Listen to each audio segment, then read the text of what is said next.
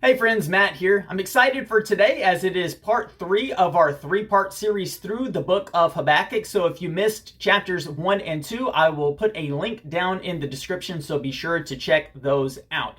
Before we get into chapter 3, just a very quick summary of what has happened in the book thus far. In Habakkuk chapter 1, it starts with the prophet Habakkuk laying out a complaint before God. He is complaining about the people of Judah and their wickedness and their sin, and he is asking God, when are you going to bring judgment upon these people?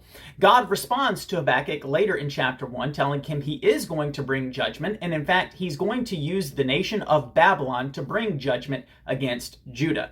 This leads to Habakkuk making a second complaint as he says, God, the people of Babylon are more wicked than the people of Judah. So how can you be right and just in using a more wicked nation to bring judgment to the people of Judah?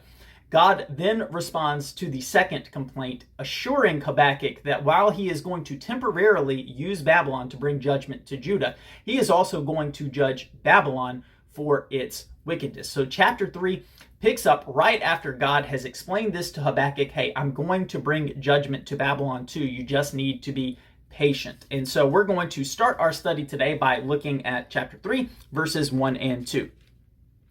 A prayer of Habakkuk the prophet according to Shigionoth. O Lord, I have heard the report of you, and your work, O Lord, do I fear. In the midst of the years revive it. In the midst of the years make it known. In wrath remember mercy. So we see this is a prayer of Habakkuk. It says, according to Shigionoth, that is a term that probably is either a musical term or referring to some sort of psalm. We're not really sure, but it doesn't really matter in terms of us understanding what is taking place in the prayer. So we see Habakkuk starts by saying that he is remembering some of the works of old that God has done. Now, this probably is remembering both the times that God has disciplined his people, the people of Israel, but also remembering many of his saving acts. And Habakkuk expresses that when he thinks about all that God has done for his people Israel, it leaves him with a sense of reverence and awe. He is in awe of God. Friends, this is something that is really important for us. I think it is so vital that we frequently take time to remember what God has done for us, both the times where he has disciplined us and corrected us, the times he has just been incredibly merciful to us. Of course, he's merciful all the time, but specific instances where he's done something amazing on our behalf, and that when we do so, we have this healthy reverence, this healthy fear of the Lord. That's what the fear of the Lord is, this reverence, this all understanding who he is, what he could and should do to us, but how he treats us according to his mercy. And so that should leave us in awe. And so Habakkuk, after recollecting and pondering on those things, he says, in the midst of the years, revive it. In the midst of the years, make it known. So basically, do it again, God. Do it again now. And he says, in wrath, remember mercy. This is actually a similar prayer to one that we see. I'm going to flip just for a second to Jeremiah chapter 10, verse 24, where the prophet Jeremiah says, correct me, O Lord, but in justice, not in your anger, lest you bring me to nothing. So Jeremiah is saying, Lord, I want your correction, I want your discipline, but don't do it in anger, don't do it in your wrath, or I'm going to be totally destroyed. And friends, this is a beautiful truth. This is how God deals with his people. He will discipline, he will bring correction, but it's not in his wrath, it's not in his anger. Jesus Christ satisfied the wrath of God for believers on the cross. There is no more wrath for us. So when God disciplines us, it's always in love. It is never in anger. That is a beautiful truth. So moving on from there, right after Habakkuk has expressed this, approximately the next dozen or so verses is Habakkuk going through some of the specific instances where God has done these mighty works on behalf of his people. So we're going to start back in verse 12. We're going to look at verses 12 through 16 as he is recapping some of these things. You marched through the earth in fury. You threshed the nations in anger. You went out for the salvation of your people, for the salvation of your anointed.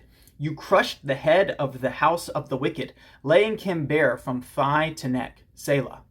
You pierced with his own arrows the heads of his warriors, who came like a whirlwind to scatter me, rejoicing as if to devour the poor in secret. You trampled the sea with your horses, the surging of mighty waters. I hear and my body trembles. My lips quiver at the sound. Rottenness enters into my bones. My legs tremble beneath me. Yet I will quietly wait for the day of trouble to come upon people who invade us. So we see that Habakkuk is expressing that God has been faithful to his people. He has brought deliverance to them when they have needed it. He has saved them from the hands of foreign oppression. And he's giving some of these specific instances. Again, I think really important that we do that as well. And that we remember that God is still faithful to his people today. He will still bring deliverance to us. Now, does that mean that we won't have problems or trials or difficulties in this life? Of course not. This is why we have to look at the Bible in its totality and not just isolate passages. We know that we will have difficulties, but the good news is that even difficult circumstances that come about that are allowed by God are working in our favor, are working something great in us. And in fact, let's look at Hebrews chapter 12, verses 7 through 11. This is a perfect example of this. It is for discipline that you have to endure. God is treating you as sons. For what son is there whom his father does not discipline? If you are left without discipline in which all have participated, then you are illegitimate children and not sons. Besides this, we have had earthly fathers who disciplined us, and we respected them. Shall we not much more be subject to the Father of spirits and live? For they disciplined us for a short time as it seemed best to them, but he disciplines us for our good, that we may share his holiness.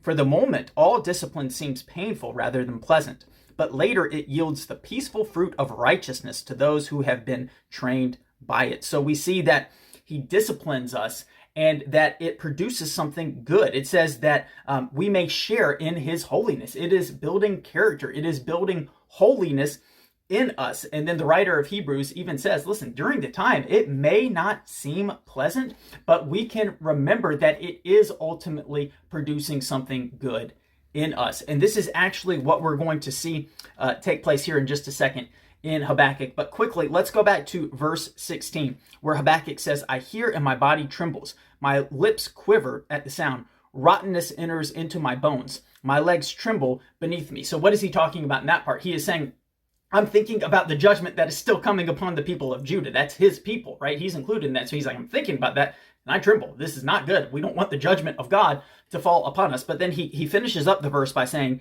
yet I will quietly wait for the day of trouble to come upon people who invade us. So that is now speaking about the Babylonians that I told you about earlier. So he's saying, I tremble about the fact that our nation's about to come under judgment, but I also am going to wait patiently for God to bring about judgment to the Babylonians. And we've talked about this pretty much every video thus far in Habakkuk. You know, this is important for us as believers that we entrust ourselves completely to God, not only for salvation, but in terms of how he deals with our enemies, people who wrong us, that we don't look to make things right on our own. We entrust it to the Lord, and we know that he is going to make sure that justice is brought about at the end. All right, let's finish up the book of Habakkuk. Let's go verses 17 through 19.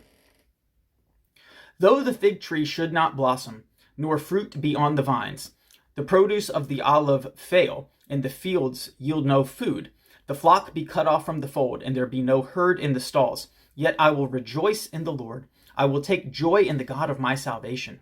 God the Lord is my strength. He makes my feet like the deer's. He makes me tread on my high places, to the choir master with stringed instruments. So in the midst of all this, I mean, it's been pretty much bad news. God saying, I'm going to bring judgment to Judah. I'm going to bring judgment to Babylon. In the midst of it, Habakkuk rejoices in the Lord. Though the fig tree should not blossom, and he mentions a number of things that were actually specifically mentioned by God as curses that would come about because of the disobedience of his people. And so Habakkuk is saying, even though the curse is being brought upon us because of our sinfulness, because of our disobedience, yet I will continue to rejoice in the Lord. I will take joy in the God of my salvation. So how do we find ourselves having this same attitude? How can we rejoice even though the fig tree should not blossom, so to speak? So in our lives, when difficulties arise, when things are not working out the way that we want it to, how can we rejoice in the Lord? I think one is to remember, again, that God is using those difficult situations in our life to produce holiness in us. And if we are true believers, that is something we care about greatly. We want to be holy. We want to be pleasing in the Lord's sight. We also remember that these difficulties are temporary. They are not going to last forever. And scripture says that it's actually working something of greater value in us. The present troubles that we go through are not even worth comparing to the future glory that awaits us. So we can be thankful for that. But I also love the fact that Habakkuk doesn't just say, yet I will rejoice in what the Lord is going to bring about because of this. Now, I'm sure that's true. We can rejoice in the holiness that's going to come. But he says, I will rejoice in the Lord. I will take joy in the God of my salvation. Friends, our joy is much deeper than just the things that God can do for us. We can be very thankful and grateful, and we should be, for the ways that God blesses us and the wonderful things that we have. Every good gift comes down from our Father above, right? We can rejoice for that. But our greatest joy should just be in who God is, his beauty, his perfections, his loving kindness, his mercy, his justice. I mean, all of the attributes of God. We rejoice and we celebrate in the fact that we, through the work in the blood of Christ, have the ability to know this God personally in a saving sort of way, and we should rejoice in that. The book of Habakkuk is a beautiful book. I really love the way that it ends here in chapter 3. And it reminds me, I want to have this attitude in my life. No matter what comes my way, I'm going to rejoice and I'm going to be grateful for who God is and the fact that I know him. Friends, I hope you have enjoyed this study through the book of Habakkuk. Every Friday, we're putting out a different teaching video. Next Friday, we're going to be starting the book of Hebrews. So I don't even know how many parts it's going to be. It's going to be much longer and pretty in-depth. So you'll want to make sure to come back on Friday to do so. If you have not subscribed to the channel already, I greatly appreciate it. It helps me out in my efforts to get good Christian content out to others, and it will help you stay on top of the things that are going on here at the channel. So if you could subscribe, I would really appreciate it. But thanks again for watching, and until next time, God bless.